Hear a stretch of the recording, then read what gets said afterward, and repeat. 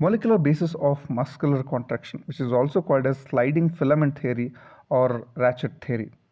The process by which the shortening of the contractile elements in the muscle is brought by is the sliding of actin filament over the thick myosin filaments. The sliding of filaments is brought by the formation of the cross bridges between the head of myosin and actin molecules. Events which are occurring during the formation of the cross bridges.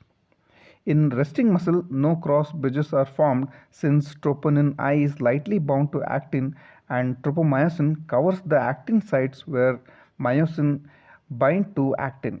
Therefore, tropomyosin complex constitutes a relaxing protein which inhibits the interaction between actin and myosin. When calcium released from the terminal system by the action potential, the calcium binds to troponin C and it causes the binding of troponin I to actin is weakened.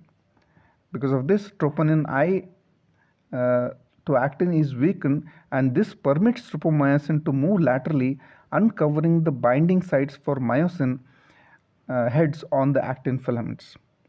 Then there will be hydrolysis of ATP by ATPase actively in the myosin heads, which produces energy. 7 myosin binding sites on actin filaments are uncovered for each molecule of troponin that binds a calcium. The heads of myosin molecules linked to the actin produce movements of myosin on the actin by shielding. Then mechanism of sliding of thin filaments or thick filaments. The sliding during muscle contraction is produced by breaking and reforming of cross bridges between actin and myosin, repeating the process in a serial fashion for at least 5 to 6 times. Then the width of A bands is constant, whereas the Z moves closer together when the muscle contracts. It leads to shortening of the I bands.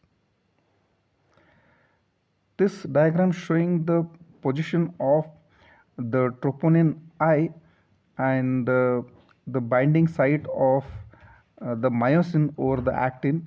When the calcium binds to troponin, the binding site of myosin head for actin is exposed, and the myosin head is going to bind to the actin. And this diagram shows the power stroke where it is showing the ratchet theory or sliding theory. Okay, so when the myosin head binds on the actin filaments, then because of the ATPase activity, the power stroke occurs which pulls the actin filaments towards the M line and which causes the shortening of the muscle fiber.